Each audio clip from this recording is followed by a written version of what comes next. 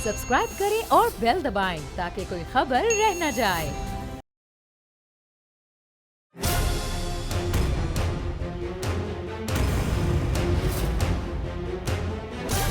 From the Islamabad studios of Bol Network, it's time for Jameel Farooqi on National Debate.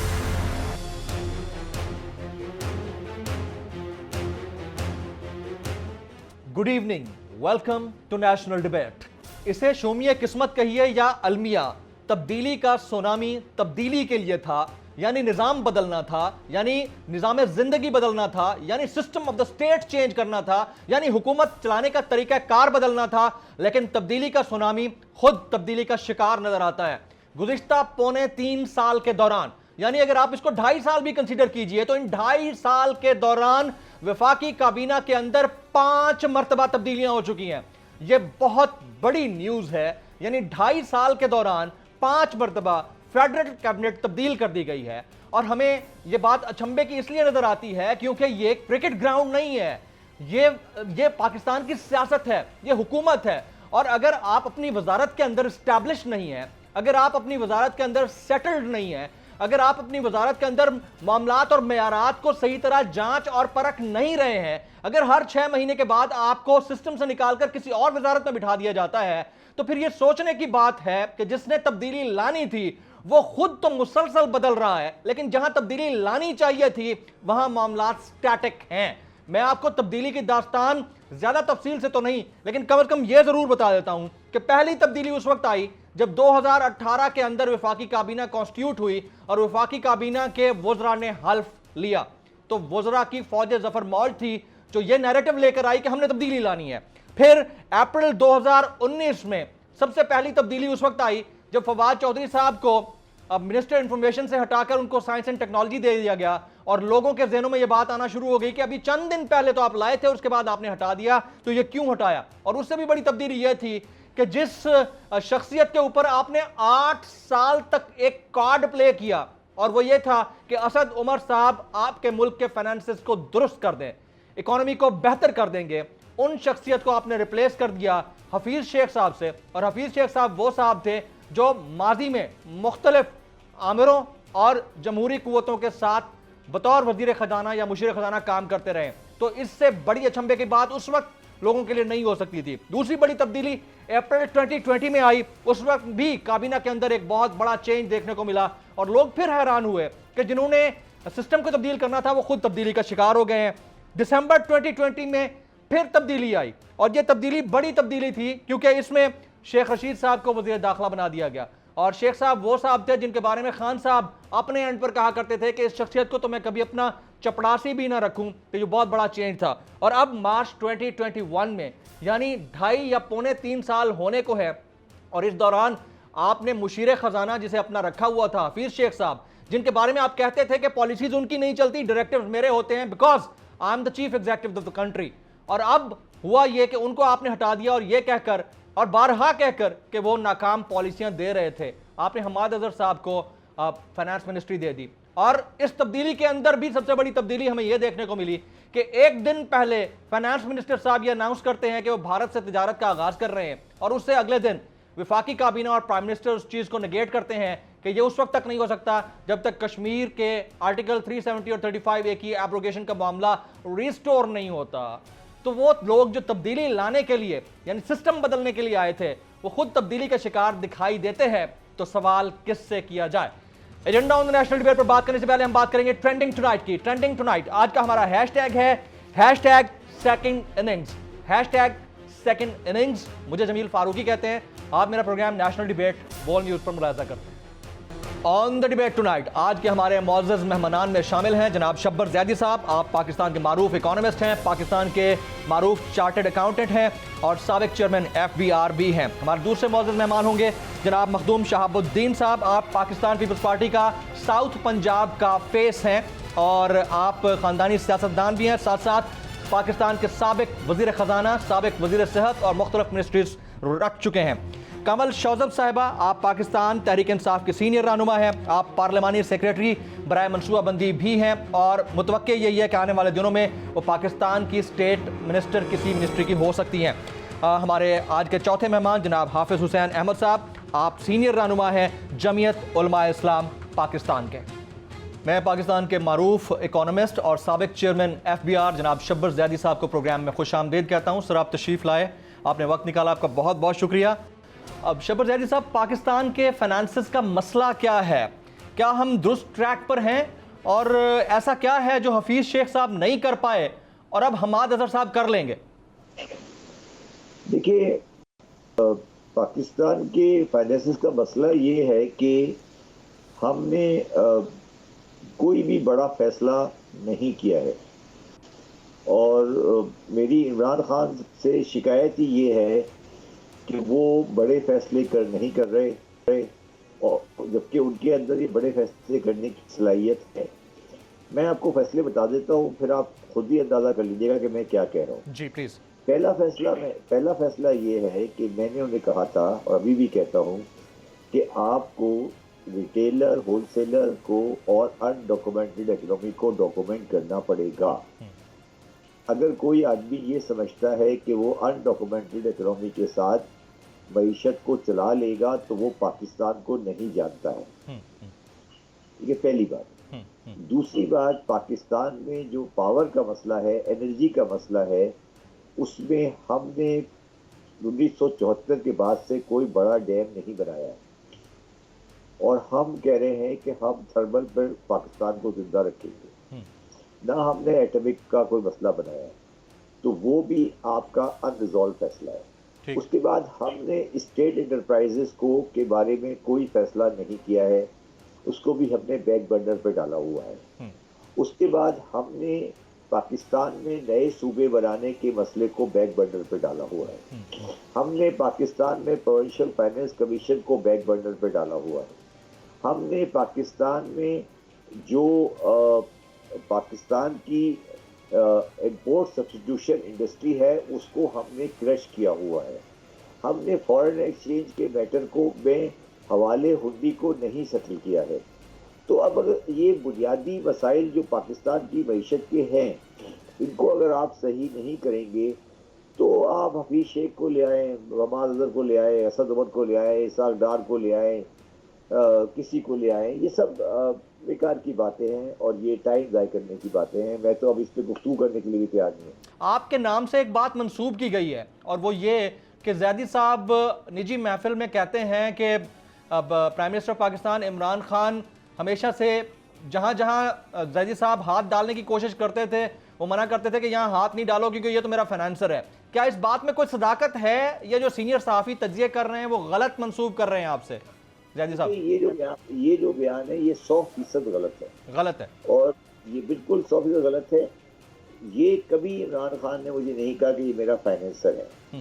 ये बात है कि जी अगर कोई ट्रेडर्स के खिलाफ मैंने एक्शन लिया था तो जब बाजार बंद करने की सेट कर रहे थे तो उन्होंने उस सेट को मतलब उनको बाजार बंद करना नहीं दिया था और हमें कहा था कि आप एग्रीमेंट करें, मगर उन्होंने CNIC की शक्ल जो बहुत इंपॉर्टेंट चीज़ थी उन्होंने उसमें मेरा साथ दिया था। तो ये जो बात आप लोग कहते हैं कि जहाँ मैंने हाथ डाला उन्होंने रोक दिया, ये बिल्कुल तो 100% गलत है।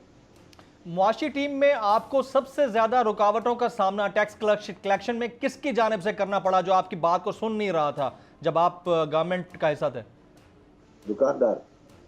दुकानदार।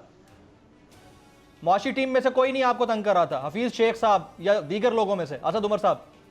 देखिए वो तो खुद तंग हो रहे हैं, आप मेरी बात को समझे ना। क्या प्राइम मिनिस्टर तंग नहीं हो रहे हैं कि इस वक्त? क्या वज़ीर ख़ज़ाना तंग नहीं हो रहा है? ये तो हम गलत बात कर रहे हैं। कौन किसको तंग कर रहा है? ये आप छोटी बात कर रहे हैं ना, मतलब हम आपस में ये बात कर रहे हैं। कौन? देखिए बात ये कि एक माशरा है जो पूरे सिस्टम को तंग कर रहा है, उसको तो कोई बात नहीं करता है और आप बात ज़ातियात पे करने लगते हैं कि यार इसको ये तंग कर रहा था, उसको ये तंग कर रहा था। बात ये है कि आपने कभी ये दुकानदारों से नहीं पूछा कि वो रजिस्टर क्यों नहीं होते? कभी आपने आड़तियों से पूछा कि वो ट्यून टैक्स देते? उनसे पूछे ना भाई, हमसे क्यों पूछ रहे हैं कि आप कौन तंग किसको कर रहा था? उनको क्यों वो किसको जवाब दे? वो किसी को जवाब दे नहीं है, वो किसी को जवाब दे नहीं है। पाकिस्तान का बिजनेसमैन किसी को जवाब दे नहीं है, उसकी कोई अकाउंटेबिलिटी नहीं है। आपने घर देखे हैं कराची में, आपने गाड़ियां देखी हैं, आपने लाहौर में घर देखे, आपने इनके लाइफ स्टाइल देखा है, इनके टैक्स देखे हैं। ये कौन सा मजाक है कि जो आप चला रहे हैं कि जी ये इसको ये तंग कर रहा था, वो उसको, ये बेकार की बात है। आप असली मुस्लिमों को प्रोटेक्ट कर रहे हैं और छोटे मोटे बंदे जो बेचारे छोटे लोग हैं वो उनको आप कहते हैं कि वो गलत है, कभी हम कहते हैं फौज गलत है, कभी हम कहते हैं कि पार्लियामेंट्री गलत है, कभी कहते हैं ब्यूरोक्रेसी गलत है। भाई इस देखो तो सही, माशरे में देखो बड़ा सिंपल टेस्ट है, जिसके पास दौलत है उसके पास ही कहीं वही गलत कमा रहा होगा ना कहीं ना कहीं। अच्छा जैदी साहब, बात तो आपकी बिल्कुल दुरुस्त है, लेकिन आखिर निफाज किसी ने तो करना है ना। यानी दुकानदार अगर नहीं आपके टैक्स नेट में आ रहा, उसको लाने के लिए किसी ने तो नाफिज करना है ना सिस्टम को। तो वो अगर ठीक से नहीं हो पा रहा तो फिर तो सवाल बनेगा ना सर। वही तो बात है ना। बात ये है ना कि किसी बंदे के अंदर पाकिस्तान में शटर पावर से लड़ने की सलाहियत नहीं है। और मैं ये कह रहा हूँ ना, आपको याद है मुशर्रफ साहब ने एक सर्वे कराया था, जी जी, वो आज तक कंप्लीट नहीं हुआ। मैंने आपको यही तो कह रहा हूँ ना कि आपको खौफ किसका है? ये दुकानदारों का खौफ नहीं है, ये खौफ उनको आपका है, मीडिया का है कि भाई जब ये पाकिस्तान में आएगा कि जी आपने इकोनॉमी को रुकवा दिया, कॉन्ट्रैक्शन हो गई, सवाल हो गया, दुकानें बंद हो गई, बाजार बंद हो गया, शब्बर साहब ने पाकिस्तान की मईशत को पीछे कर दिया, इमरान खान ने दबा कर दिया, आप सारे कैमरे लेके पहुंच जाएंगे हर गली गली में और आप जाके शोर मचाएंगे, तो वो प्रेशर हम लोग बर्दाश्त नहीं कर पाते। राइट।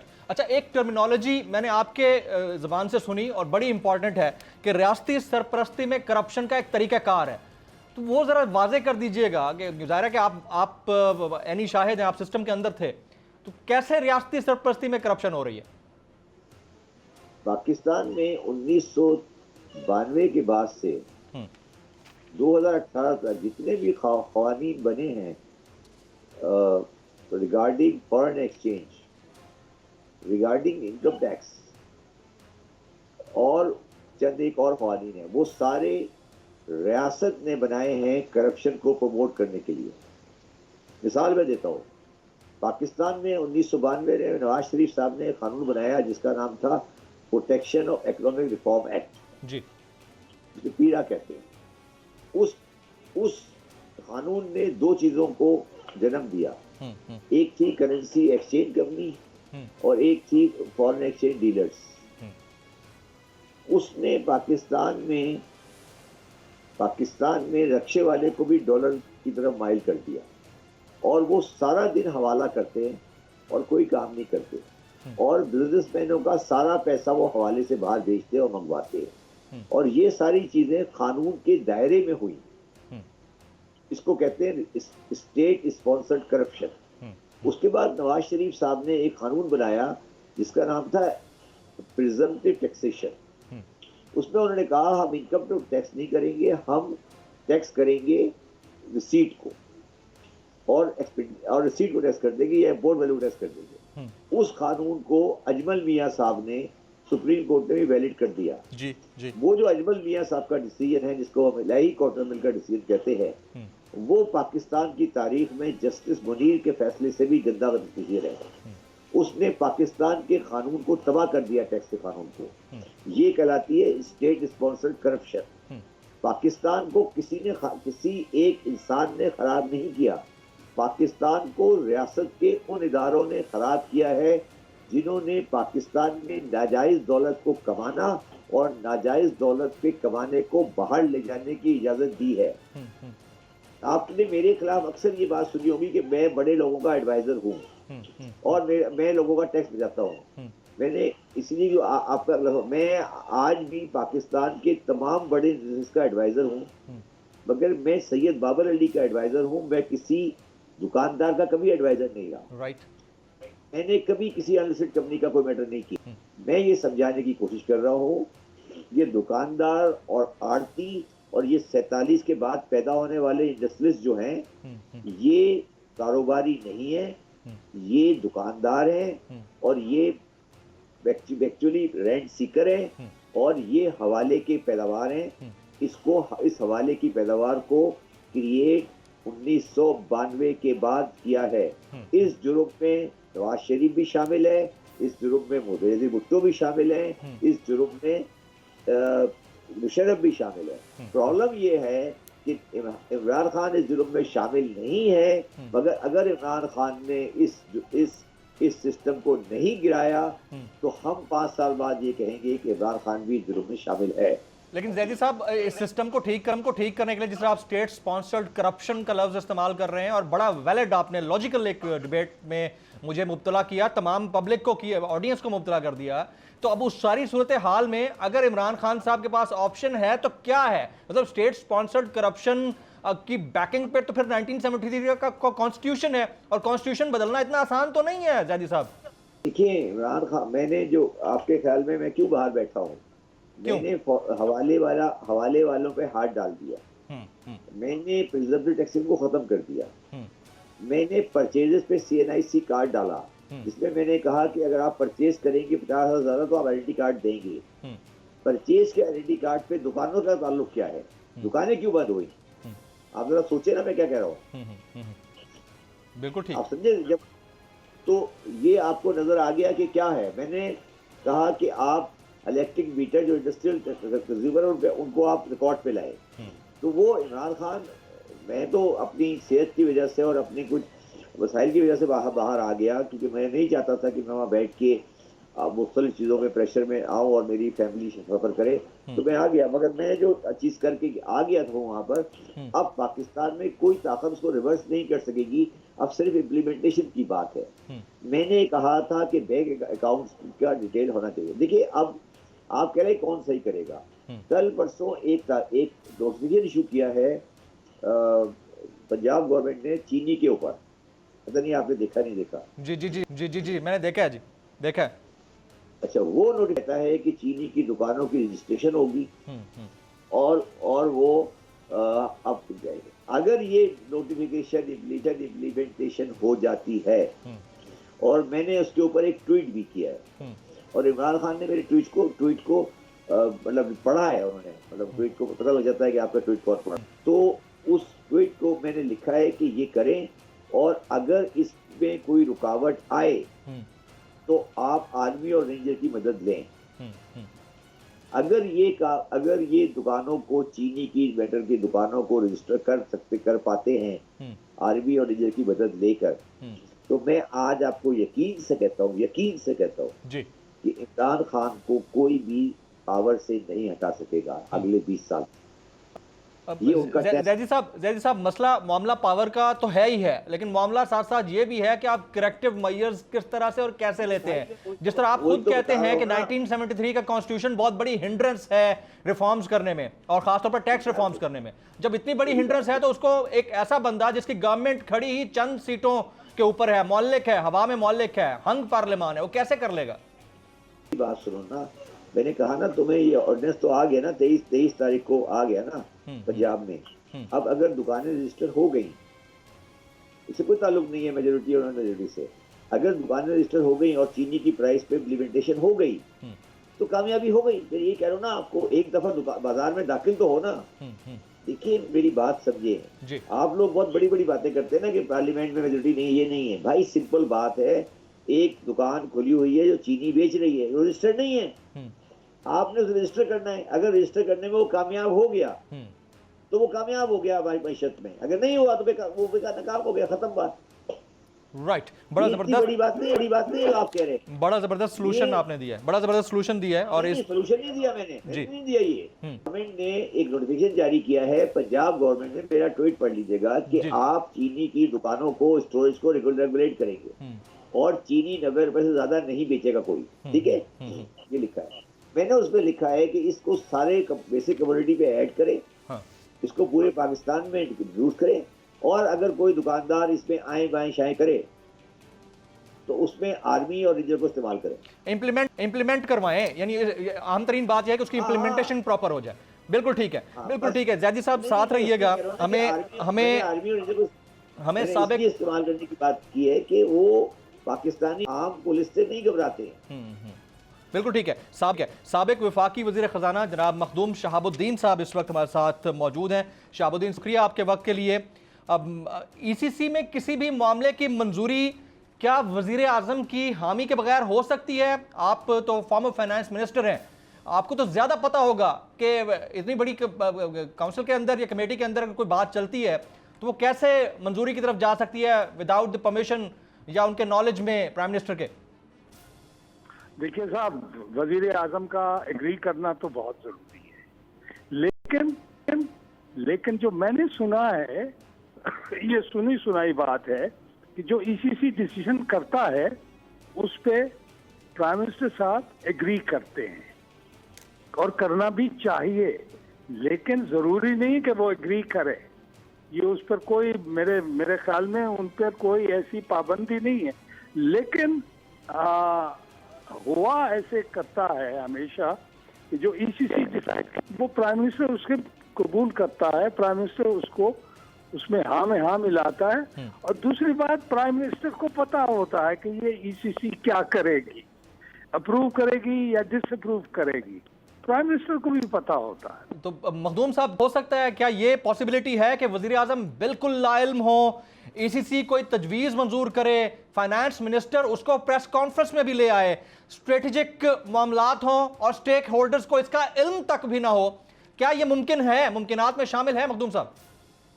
जनाब, ये वाकई अचंभे की बात है, अचंभे की बात है कि स्टेक होल्डर्स भी यूं करें और ये और प्राइम मिनिस्टर नहीं। साहब, ये बात मेरी समझ में नहीं आती। I just can't agree to this, I just can't agree to this. और क्या कॉटन और शुगर में मोहताजी की नौबत यहां तक आ गई है कि पाकिस्तान अब इंडिया से सारी चीजें इंपोर्ट करेगा? आई मीन, पाकिस्तान के पास और भी तो ऑप्शन हो सकते हैं, और भी तो ममालिक हो सकते हैं। एक तो मामला कश्मीर का है, और जब इतनी नाजुक सूरत हाल हो तो दूसरे ममालिक को ऑप्शन पे आप क्यों नहीं रख सकते हैं मखदूम साहब? बिल्कुल सर, बिल्कुल कर सकते हैं आप, इंटरनेशनल मार्केट से आप ले सकते हैं। लेकिन एक मैं आपको अर्ज कर दूं जी, बहैसियत फाइनेंस मिनिस्टर, मैंने ये सीखा कि जो बेस्ट ट्रेड होती है, ट्रेड तिजारत, वो हमेशा हमसायों के साथ होती है। हमसाया ममालिक के साथ ट्रेड जो होती है वो सबसे अच्छी ट्रेड होती है। लेकिन अब देखें ना, कश्मीर में इतने मजालिम ढा रहे हैं और हम उसके साथ ट्रेड शुरू कर दें, ये भी तो एक बहुत बड़ा एक अलमिया है कि कश्मीर पे वो इतने अब मजालिम वो कर रहे हैं।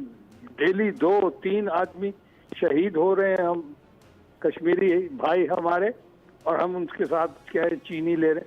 चीनी आप बाहर इंटरनेशनल मार्केट से भी ले सकते हैं। कमाल की बात, एक दफा मुझे याद है प्रॉब्लम हुआ था, शॉर्टेज हुई थी और चाइना से इंपोर्ट कर ली थी चीनी। इसमें कोई शक की बात नहीं, हो सकता है ऐसा, बिल्कुल हो सकता है। मखदूम साहब, ये हर 6 महीने के बाद मुआशी टीम में तब्दीली, कैबिनेट के अंदर चेंजेस, तब्दीली के अंदर तब्दीली हो ना हो लेकिन खिलाड़ियों की तब्दीली जरूर हो जाती है। तो कितना डेंजरस है ये आपके इकोनॉमिक सेटअप के लिए, इसके ऊपर आपका कमेंट जरूर चाहूंगा मखदूम साहब। सर, इससे लगता है कि हुकूमत ही नॉन सीरियस है। हर दूसरे दिन ये फाइनेंस मिनिस्टर तब्दील कर रहे हैं। अब हमाद अजहर साहब को मेरे ख्याल में टेम्पररी बेसिस पे दिया है, क्योंकि हमाद अजहर एक्सपर्ट तो नहीं है, तो क्योंकि वो नेशनल असेंबली के मेंबर हैं इसलिए उन्हें फिलहाल वो किया है, मुंतखब किया, अपॉइंट किया। लेकिन ये यहाँ से बिल्कुल बात वाज़ेह होती है कि इस हुकूमत का मतबा नजर जो है वो मईशत नहीं है, और अगर है तो अब उनकी आंखें खुली हैं और अब से सोच रहे हैं कि नहीं यार, मईशत, देखिए मईशत खराब हो तो हुकूमतें तो नहीं चल सकती ना। मखदूम शहाबुद्दीन साबिक वफाकी वज़ीर ख़जाना, आप हमारे साथ मौजूद। मैं जनाब शब्बर ज़ैदी साहब का शुक्रिया अदा करना चाहूँगा, साबिक चेयरमैन FBR, पाकिस्तान के मारूफ इकोनॉमिस्ट और चार्टर्ड अकाउंटेंट। उन्होंने बड़ी ज़बरदस्त बात की है कि नोटिफिकेशन जारी हो चुका है, और नोटिफिकेशन अगर पंजाब में जारी हुआ है तो अब असल मामला उसकी इम्प्लीमेंटेशन का है, और पाकिस्तान में कवानीन की इम्प्लीमेंटेशन का ही फुकदान है जो किसी भी हुकूमत को नाकामी की नहज पर ले जा सकता है। और खान साहब के पास ऑप्शन यही है कि अगर आप नोटिफाई कर रहे हैं तो फिर उसको इम्प्लीमेंट भी करवाएं।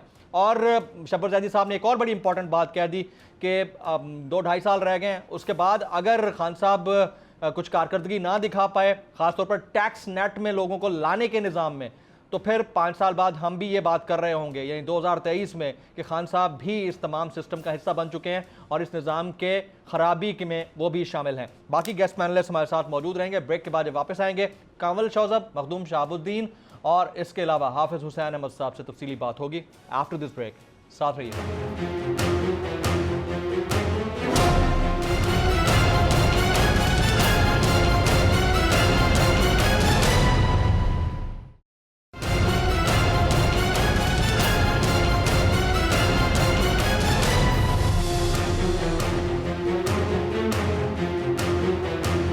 मैं अपने तमाम गेस्ट पैनलिस्ट को दोबारा से खुश आमदीद कहता हूं। पहला सवाल हाफिज हुसैन अहमद साहब से होगा। हाफिज हुसैन अहमद साहब, पीडीएम का इजलास हुआ और मौलाना साहब ने पीपीपी और एएनपी दोनों को शो कॉज देने का फैसला किया है। यह खबर आपके लिए कितनी बड़ी है कि आज मौलाना फजल रहमान साहब बिलावल भुट्टो जरदारी साहब को शो कॉज नोटिस दे रहे हैं? हाफिज साहब, देखिए, बिलावल को नहीं, असल बुनियादी तौर पर 11 जमातें थी जो रह गई हैं, 10 रह गई हैं, एक जमात अलग हो गई थी दरावड़ साहब की। तो जहां तक ताल्लुक है पीपल्स पार्टी का, तो एक बात वाज़ेह होनी चाहिए कि पीडीएम की बुनियाद और पीडीएम की मेज़बानी और जो इनिशिएटिव लिया था जी, वो इन जमातों में सबसे ज्यादा फाल किरदार पीपल्स पार्टी का था। ठीक, क्योंकि उससे पहले आज़ादी मार्च के हवाले से तो जनाब नवाज शरीफ साहब ज्यादा सरगर्म अमल थे, और फिर जब आज़ादी मार्च के बाद जो बेनिफिट उन्होंने हासिल कर ली थी, जिसकी वजह से उन्होंने वो सारा का सारा मौलाना का ताउन हासिल किया और वो अपनी बीमारी के बहाने के हवाले से मुल्क छोड़ गए। लेकिन उसके बाद जो 20 सितंबर 2002 को इजलास हुआ था पीडीएम का पहला, और जिसमें 26 निकात पे दस्तखत हुए थे, वो तमाम की तमाम काविशें जो है वो पीपल्स पार्टी की थी। क्योंकि पीपल्स पार्टी चाहती थी कि वो न सिर्फ ये कि अपोजिशन को भी साथ लेकर चले, बल्कि वो अपनी पोजीशन को भी वाजे करे और अपनी जो सिंध की पोजीशन है उसको भी बरकरार रखे, और फिर एस्टेब्लिशमेंट और अपोजिशन के दरमियान ही नहीं बल्कि हुकूमत और इन तीनों के दरमियान एक सिफारिशी पुल का काम अदा करे।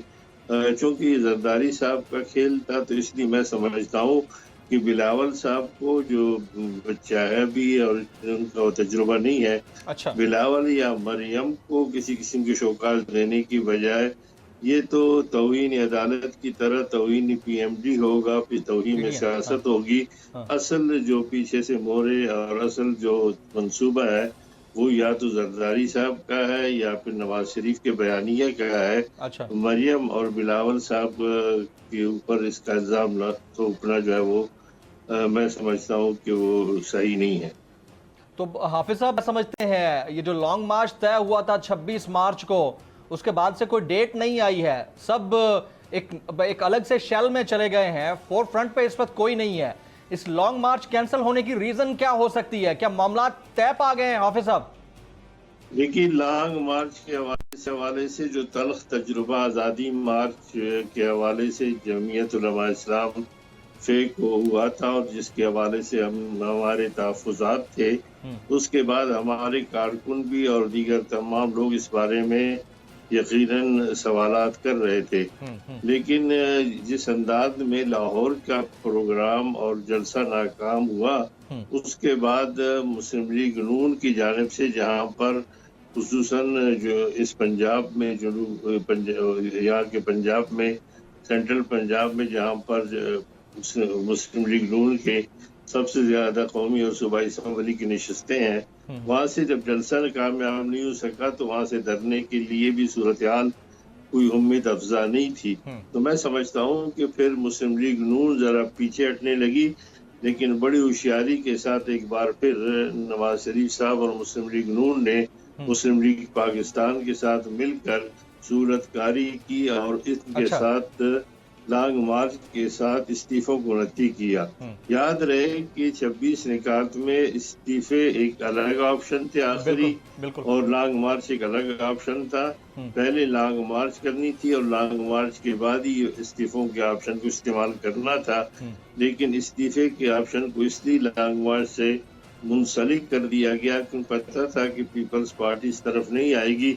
तो फिर लॉन्ग मार्च की मनसूखी का मुलतवी करने का और उसे मौखर करने की तमाम तर जिम्मेदारी जो है वो पीपल्स पार्टी पे पड़ेगी। और मैं समझता हूँ कि पीपल्स पार्टी ने भी इस सूरत हाल को और इस हिकमत अमली को जो उसके खिलाफ थी उसको बाम गए थे और इसका इजहार भी उन्होंने कर लिया था। राइट, बिल्कुल ठीक है। आप मौजूद रहिएगा। कमल शौजब साहिबा, पाकिस्तान तहरीक इंसाफ की बड़ी प्रोएक्टिव मेंबर नेशनल असेंबली भी हैं और आप एक्सपेक्टेड है कि आने वाले दिनों में स्टेट मिनिस्ट्री इनको मिलने जा रही है। कमल शौजब, एक कन्फ्यूजन सी है, ये कन्फ्यूजन हम पिछले 2.25 साल में, 2.5 साल समझ लीजिए या 3.25 साल, हम मुसलसल देख रहे हैं। 3.25 साल में 5 दफ़ा तब्दीलियां हुई हैं। अब क्रिकेट ग्राउंड और पॉलिटिक्स, इन दोनों में बड़ा फ़र्क है, और अगर हर 3, 4, 6 महीने के बाद मिनिस्ट्रीज तब्दील होती हैं तो मईशत पर तो इसके अल्टीमेटली असरात होते हैं, खासतौर पर आपका वजीर खजाना अगर बदल जाए और उनकी भी कही हुई बात को एंडोर्समेंट ना मिले अगले दिन, उसमें भी बदलाव आ जाए, तो ये कंफ्यूजन किस चीज की है कमल? बिस्मिल्लाहिर्रहमानिर्रहीम, thank you very much Jameel. आपने हाफिज साहब से कुछ पीडीएम पे रोशनी ली, मैं समझ रही थी मेरे से भी आप पीडीएम पे कुछ शायद 2 जुमले मांग लेंगे, मेरे अंदर उबल रहे थे। मैं बिल्कुल, आप बोल सकती हैं, यू कैन कंटिन्यू प्लीज, लेकिन चलें, यू कैन कंटिन्यू प्लीज, बोलें आप। मैं सिर्फ इतना कहना चाह रही हूँ कि पीडीएम की बुनियाद जो बनी थी वो बदनीयती पे थी, मुकमुका की सियासत थी और नजरिया ज़रूरत के तहत ये इत्तेहाद बैनुल मुजरिमीन हुआ था। मकसद सारा ये था कि अपनी करप्शन भी बचा ली जाए और अपने फ़ायदे भी उठा लिए जाएं। मौलाना साहब को सबसे ज़्यादा प्रॉब्लम यह है कि वो असम्बली में मौजूद नहीं है और वो बेकरार थे कि किसी तरह इस असम्बली में आ जाएं। हाफिज साहब ने कई जगहों पे बयान दिया और मैं इनके बयान को एंडोर्स करती हूँ कि इन्हीं असम्बलियों को जिनको ये नाजायज़ कहते थे वो एकदम जायज़ हो गई जब वो उनको उम्मीद पैदा हुई कि मैं यहाँ से एक सदारती उम्मीदवार बन जाऊँ। दूसरी बात कि अब यही असम्बलियाँ अचानक फिर हलाल हो गई जब यहाँ से इन्होंने सेनेट के इलेक्शन के लिए कंटेस्ट करना था और जब इनके भाई को दोबारा कैंडिडेट बनाया गया डिप्टी स्पीकर के लिए, तब सारे ऐवान जो हैं वो तब फिर हलाल हो गए। तो इनकी जो मुनाफिकाना सियासत है और जो इस किस्म के रवैये हैं ये नज़रिया ज़रूरत के तहत ठहरते हैं और इन सब में अगर नज़रिया ज़रूरत को कोई बड़ी तसल्ली के साथ फ्रेम करके सारी मूव्स को शतरंज बिछा के अगर कोई बंदा खेलने का एक्सपर्ट है तो उनका नाम जरदारी साहब है। अच्छा। उन्होंने इस पीडीएम की तमाम जमातों को जो ठंडी फ्रेश लगी हुई गंडेरियां नहीं होती जूसी, उस तरह से इस्तेमाल करके चूस के और छिलके फेंक दिए। आपने देखा किस तरह हमने इस्तीफों के बारे में बात सुनी, फिर इस्तीफे आने लगे थे मार्केट में, लेकिन फिर वो अचानक मर्तबान में चले गए और एटम बम बनने का फॉर्मूला हमें पता लग गया और वो भी पीपल्स पार्टी से बयान आया, बिलावल का बयान आया। उसके बाद कहाँ सिंध की हुकूमत जारी थी, कहाँ इस्तीफे से एकदम से उन्होंने कहा नहीं हम तो ज़िमनी इंतखाब भी लड़ेंगे। अब जहाँ जहाँ देख लें पीपल्स पार्टी ने अगर इलेक्शन लड़ा है तो वहाँ पे नून लीग का हमें कोई कैंडिडेट नज़र नहीं आया और फिर पीपल्स पार्टी ने इतने तरीके से अपना कैंडिडेट खड़ा करके उसको पीडीएम का कैंडिडेट बनवा के और उसको इलेक्शन जितवा लिया, जैसे भी जितवा लिया वो अब सबको पता है। फिर उसी कैंडिडेट को वो अगले ऐवान में ले गए और वहां पर भी वो उसी की पोजीशनिंग कर रहे थे।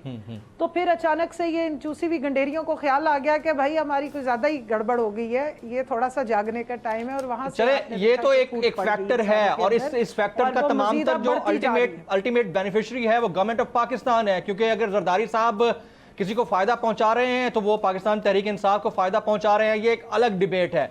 लेकिन let's talk about the confusion in between the cabinet as well. Cabinet के अंदर क्या हो रहा है मैं आपको बता रही हूँ, एक मिनट दीजिए, मैं कैबिनेट का भी बताती हूँ। पहली बात तो ये कि इससे गवर्नमेंट ऑफ पाकिस्तान को नहीं, उन्होंने अपनी जमात को फ़ायदा पहुंचाया और ऐवान में अपनी स्ट्रेंथ को मुस्तहकम किया है और इन्होंने इनको समझाया है कि भाई पार्लिमानी जो अगर आपने जमहूरियत करनी या पॉलिटिक्स करनी है तो नॉन पार्लियामेंट्री लोगों से अगर आप पॉलिटिक्स करवाएंगे तो ये होगा। इसीलिए जैसे ही वो ये सब कुछ करने के बाद मरियम साहिबा को उन्होंने कहा है कि अब आप जाएं आइसोलेशन में और शहबाज शरीफ साहब और हमजा शहबाज के पलड़े में जाके उन्होंने फौरन वेट डाल दिया, जो दोनों पार्लियामेंट्री लीडर हैं अपनी अपनी उसमें पंजाब में भी और नेशनल असेंबली में। तो ये इनका एक बड़ा समझदार मूव थी जिससे उन्होंने अपनी जमात को मुस्तहकम किया, हमें उनसे कोई फायदा नहीं हुआ। अब आपने कहा कैबिनेट में कंफ्यूजन, देखिए कंफ्यूजन कोई नहीं, देयर इज नो कंफ्यूजन और इसका इम्पैक्ट भी नहीं आ रहा। आपने देखा कि जिस दिन फाइनेंस मिनिस्टर साहब एक दिन हटे हैं, अगले दिन दूसरे आए हैं और उस दौरान में आपके यूरो बॉन्ड्स जो पाकिस्तान की 30 साल की हिस्ट्री में सबसे ज्यादा उस दिन इन्वेस्टमेंट आपके यूरो बॉन्ड्स पे 5, 10 और 15 लॉन्ग टर्म जो लाइबर में हमें आई है। दूसरा, इस वक्त अगर मैं आपको पिछले 5 दिन के स्टैटिस्टिक्स दूं तो सबसे कम रेट पर डॉलर गया, यानी पैसा या हमारे जो रुपए की कीमत है वो इस वक्त सबसे ज़्यादा मुस्तहकम हुई। लेकिन खबरें और स्टैटिस्टिक्स जो आप बता रही हैं वो अपनी जगह पर ठीक हैं, बट एक चीज जो सबसे ज्यादा अनोइंग थी वो पब्लिक ऑफ पाकिस्तान के लिए थी कि हमाद अजहर साहब एक चीज का ऐलान करते हैं भारत से तिजारत का, जो कि नहीं करना चाहिए था। पहले कैबिनेट से मंजूरी हो जाती, उसके बाद करना चाहिए था, वो उन्होंने कर दिया। उसके ऊपर लोगों की अपनी एक राय है, एक शदीद गम और गुस्सा पाया गया, फिर प्राइम मिनिस्टर इंटरवीन करते हैं और उन्होंने उसको मुस्तरद कर दिया। तो वो आप लोग क्या फैसले लेने से पहले सोचते नहीं या ऐलान करने से पहले नहीं सोचते? कमल। जमील, ये नया सवाल है, मैं इसका जवाब दे देती हूँ। मुझे सिर्फ पिछले स्टैटिस्टिक्स बताने दीजिए, 2 मिनट के होने। जी जी। पेट्रोल 1.5 रुपए और डीजल 3 रुपए सस्ता हुआ है, ये पिछले 3 दिन की बता रही हूँ। LPG के घरेलू सिलेंडर पे 167 रुपीज कम किए गए। रवां माली साल के पहले 9 महीने जुलाई तक मार्च FBR ने 460 बिलियन की कलेक्शन की है और अपने ही रिकॉर्ड तोड़े 10%, ये 100 अरब रुपए ज्यादा 3394 का फिगर लिया है, यानी 3394 अरब रुपया इकट्ठा किया है। 41% जो है वो अब तक हो गया और ये जून तक जाना है अभी ये फिस्कल ईयर। और हुकूमत ने 7 अरब का रमजान पैकेज अनाउंस किया है। सोने की कीमत जाहिर है वो तो इंटरनेशनल होती है, 250 रुपये नीचे आई है। और मुल्क की ज़र मुबादला के ज़खायर में 5 साल की बुलंद तरीन सतह पे 3.5% ज्यादा आए हैं। इसके अलावा सीमेंट की रिकॉर्ड सेल हुई है, गाड़ियों की रिकॉर्ड सेल हुई है, विच शोज कि आपके इंडिकेटर्स प्लस में जा रहे हैं तमाम इकोनॉमिक। अब आपने जो मुझसे सवाल किया वो बड़ा इंटरेस्टिंग है, उसका टेक्निकल जवाब है और मैं मुख्तसर आपको बता दूं। जी, क्विकली। आप जो इकोनॉमिक कोऑर्डिनेशन कमेटी ECC या इक्तसादी राब्ता कमेटी है, उसमें प्लानिंग भी बैठती है, मेरी मिनिस्ट्री भी है, उसमें कॉमर्स भी बैठती है और उसमें बहुत सारे स्टेक होल्डर्स होते हैं। और कॉमर्स के एडवाइजर जो है वो रजाक दाऊद साहब हैं, लेकिन ये लाइन मिनिस्ट्री रिपोर्ट करती है वजीर आजम को, क्योंकि एडवाइजर जो है वो टेक्निकली वजीर आजम के नीचे आता है। तो इंचार्ज मिनिस्टर जो है वो उनके वजीर आजम इमरान खान साहब खुद है एक मिनिस्ट्री के। अच्छा, अब वहां पर ये बात डिस्कस इसलिए हुई क्योंकि आपका इकोनॉमिक बूम आया है, आपकी टेक्सटाइल इस वक्त चल रही है और तमाम इस रीजन के, इंडिया, बांग्लादेश, श्रीलंका के जितने ऑर्डर्स थे कोरोना की वजह से वो सारे इधर शिफ्ट हुए और टेक्सटाइल ने बड़ी स्पीड से रन किया। अब आपको यार्न की यानी कॉटन की जरूरत है, रॉ मटेरियल की, और वो फिजिबल है कि इंडिया से वो आप ले सकते हैं। वो पहले भी होती थी कि वहां से जो दरामदाद अगर की जाए तो सस्ती हो सकती है, और वो सारा जो प्रपोजल है वो बिजनेसमैन ने दिया इकोनॉमिक जो कमेटी है। अब जब ये समरी आई तो समरी को जो अनाउंस किया हमाद साहब ने वो ठीक अनाउंस किया, क्योंकि उस वक्त यही इकोनॉमिक कोऑर्डिनेशन कमेटी का यही डिसीजन था। अच्छा, अब वजीर आजम का डिसीजन मुस्तफ़ा एपेक्स केस के बाद काउंट होता है जब काबीना पूरी डिस्कस करके उसको एक अप्रूव। Absolutely right. अच्छा Kamal, let me hold you here. मुझे सिर्फ एक छोटा सा यहाँ पर लेना है। आप बड़ी इंटरेस्टिंग बात कर रही थी और मुझे वो सुनना जरूर है कि प्राइम मिनिस्टर का क्या प्रोगेटिव है। और ये जो एक दिन पहले प्रेस कॉन्फ्रेंस करके इतना बड़ा ऐलान कर दिया गया, उसके ऊपर फिर स्ट्रेटेजिक स्टेक होल्डर्स के अपने तहफुजात, पब्लिक के अपने तहफुजात, ये बहुत बड़ा क्वेश्चन है, इसका जवाब आना जरूरी है। हम बात करेंगे आफ्टर दिस ब्रेक, साथ रहिएगा।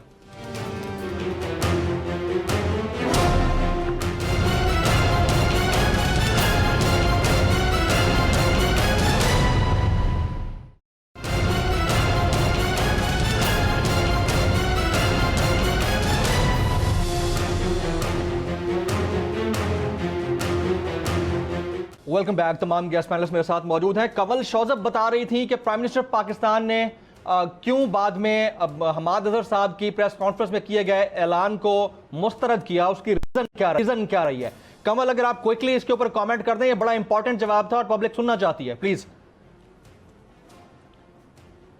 देखिए, जो लाइन मिनिस्ट्री या जो कॉमर्स मिनिस्ट्री की समरी है वो एक मिनिस्टर इंचार्ज जो है वो काउंट होता है, लेकिन वजीर आजम का फैसला ये टेक्निकल है। मैंने पहले कहा मुस्तफ़ा एपेक्स केस के बाद से जो जजमेंट है, वजीर आजम की जजमेंट या वजीर आजम का फैसला मीन्स के कैबिनेट में कलेक्टिव डिसीजन के बाद जो फैसला निकलता है उसको वजीर आजम का फैसला काउंट किया जाता है। एक मिनिस्टर के और वजीर आजम के फैसले में ये फर्क है कि वो कलेक्टिव डिसीजन है, ये सिंगल एक मिनिस्ट्री की रिकमेंडेशन है। मिनिस्ट्री ने बिल्कुल ठीक रिकमेंडेशन दी, इकोनॉमिक कमेटी ने भी बिल्कुल ठीक दी, क्योंकि फिजिबल यही बनता है और नीचे बिजनेसमैन की डिमांड भी यही है।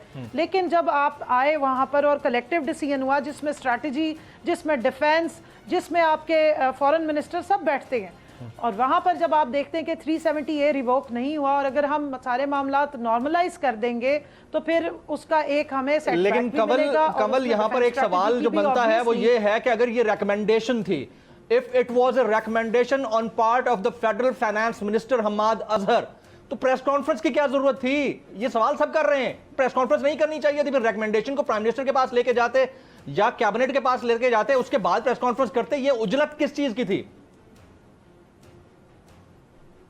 देखिए नहीं, मैं नहीं समझती कि उजलत थी, अगर उन्होंने अनाउंस कर दिया, लेकिन जो फैसला आया है फाइनल, जैसे मैंने आपको बताया, तो काबीना का और उसकी रीजन है और मेरे ख्याल में उसको हमें वेलकम करना चाहिए।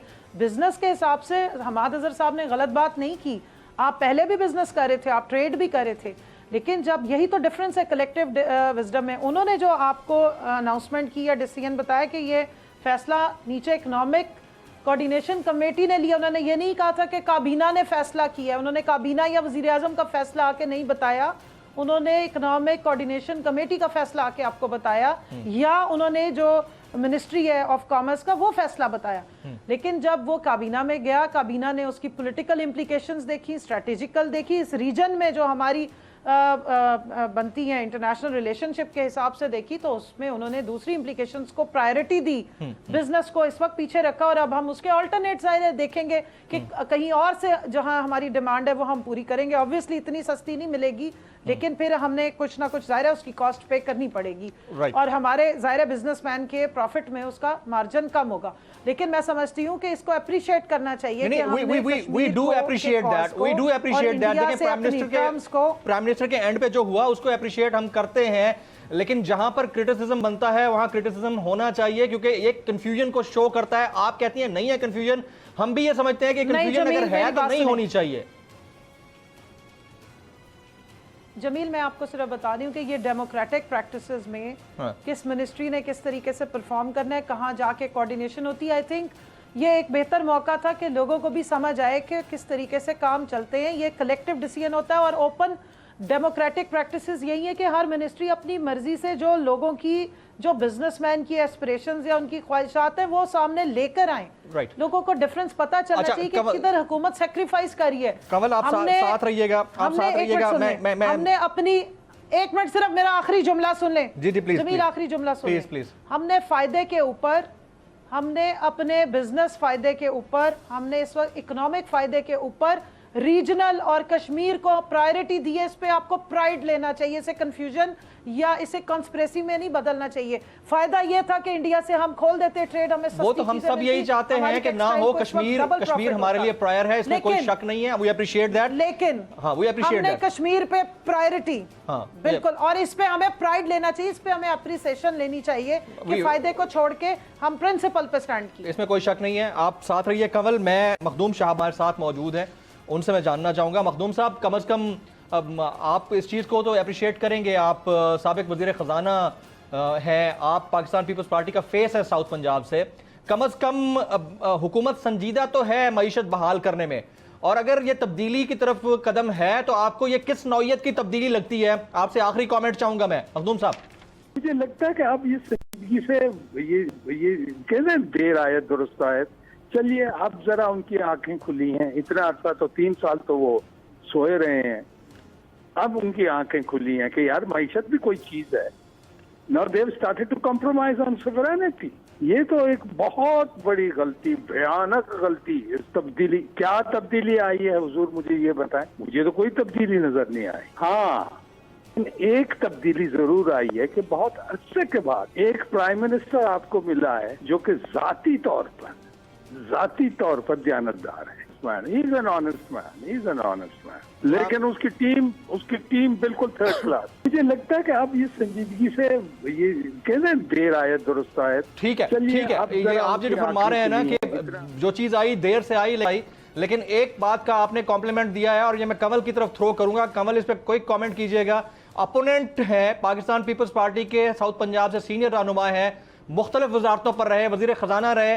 वो कहते हैं कि हुकूमत संजीदा नजर आ रही है, किसी हद तक सॉवरेनिटी पे कॉम्प्रोमाइज हो रहा है, लेकिन एक बात है कि एक तब्दीली जरूर है और वो ये है कि इस मुल्क को एक ऐसा प्राइम मिनिस्टर मिला है जो ईमानदार है। ये मखदूम शहाबुद्दीन साहब के अल्फाज हैं। योर कोई कॉमेंट ऑन दिस प्लीज, कमल। जी, मैं इनका शुक्रिया अदा करती हूँ कि इन्होंने ये सारी दुनिया को नॉन फैक्ट दोबारा बता दिया। लेकिन जहाँ तक इन्होंने कहा कि ये इनकी जमात या इनकी टीम नालायक है, तो ये नालायक टीम के सम्राट मैंने पहले गिनवा दिए कि जो इतने बड़े गड्ढे छोड़ के गए थे, माइंस लगा के गए थे, ब्लास्टिंग माइंस लगा के गए थे इकोनॉमी में, उस मुश्किल टाइम को टर्न अराउंड किया है। जो इतना बड़ा हमारे पास करंट अकाउंट डेफिसिट था वो सरप्लस हो गया। आपकी ट्रेड नहीं थी, एक्सपोर्ट्स जीरो पे खड़ी थी, वो बढ़नी शुरू हो गई। पूरे रीजन में सबसे ज्यादा आपके पास इस वक्त एक्सपोर्ट्स हो रही हैं। पूरी दुनिया से आपको टेक्सटाइल में आ रही है, कंस्ट्रक्शन खोली हुई है। कोरोना की वजह से जहां -21 पे ग्रोथ लोगों के जा रहे हैं, जहां पे बड़ी बड़ी इकोनॉमीज जो है वो कोलैप्स कर गई, जहां अरबों खरबों की जो अरबों खरबों वाले इकोनॉमिक वो थे वो कर्जों पे चले गए, वहां पाकिस्तान वाहिद मुल्क है जिसने सब कुछ खुला भी रखा और इकोनॉमिक टर्न अराउंड भी किया। और आज मैं आपको जो फैक्ट्स बता रही हूँ, जाहिर है इसका असर ट्रांसलेट होने में थोड़ा सा टाइम लगेगा, लेकिन जाहिर है ये मौजूद हैं, हो रहे हैं। मैं हाफिज साहब को शामिल कर लूं आपकी इजाजत से, इसलिए ये नालायक टीम बड़ा नहीं कर इंपॉर्टेंट सकती सवाल थी, पूछना है ये मुझे दिन रात का। आपकी इजाजत से बड़ा इंपॉर्टेंट क्वेश्चन पूछना है हाफिज साहब से। और हाफिज साहब, आपने मेरे शो पर कहा था कि अगर लॉन्ग मार्च होता है तो उसका फायदा डायरेक्टली मरियम नवाज शरीफ को होगा, यानी किसी एनआरओ के जरिए मरियम नवाज शरीफ साहिबा मुल्क से बाहर जा सकती हैं।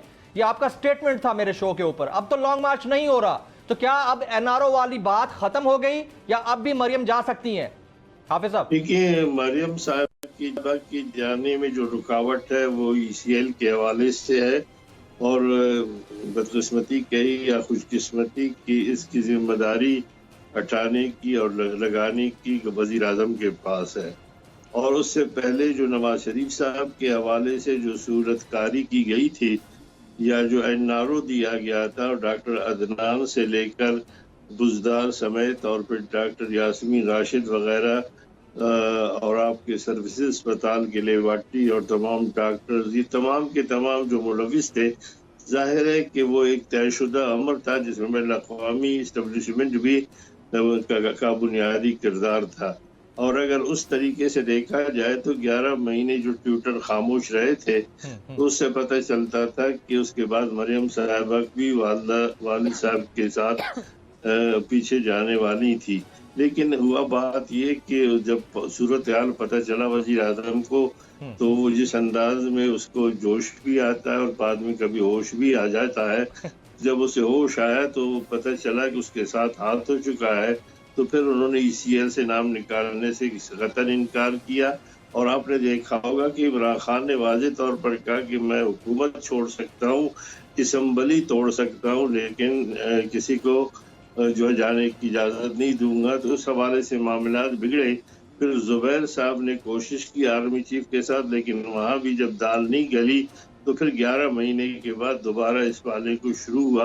और जब जो करीब आती गई लॉन्ग मार्च की तारीख, तो आपने देखा कि एक छोटी सी सर्जरी की बात सामने आ गई, और उस सर्जरी के बाद जब वो भी मामलात आगे नहीं बढ़ सके, तो फिर मोहतरमा के खिलाफ उस अंदाज में इक़दाम खुदा न खास्ता की बात की गई जो मोहतरमा बेनज़ीर के लिए इस्तेमाल की गई थी। तो उस तरफ बात बढ़ गई। और आज भी आप देखेंगे कि मुख्तलिफ चैनलों पर किसी जर्नलिस्ट के ने सवाल नहीं किया भी हो, तब भी कहा जाता है कि हम नहीं जा रहे बाहर। तो सवाल ये पैदा होता है कि जो लाशऊर में बात होती है वो कहीं जा रही है, लाशऊर में बात होती है वो मुंह पर आती है और वो होती है, और यही बात आप मुसलसल कहते चले आ रहे हैं। मैं अपने तमाम गेस्ट पैनलिस्ट का बहुत बहुत शुक्रगुजार हूं। कमल शौजब साहिबा, आपने वक्त निकाला, आपका बहुत बहुत शुक्रिया। हाफिज हुसैन अहमद साहब, आपका बहुत शुक्रिया। मखदूम शहाबुद्दीन साहब ऑल द वे फ्रॉम रहीम यार खान हमारे साथ मौजूद थे, आपका बहुत बहुत शुक्रिया। प्रोग्राम से जमील फारूकी को इजाज़त दीजिएगा।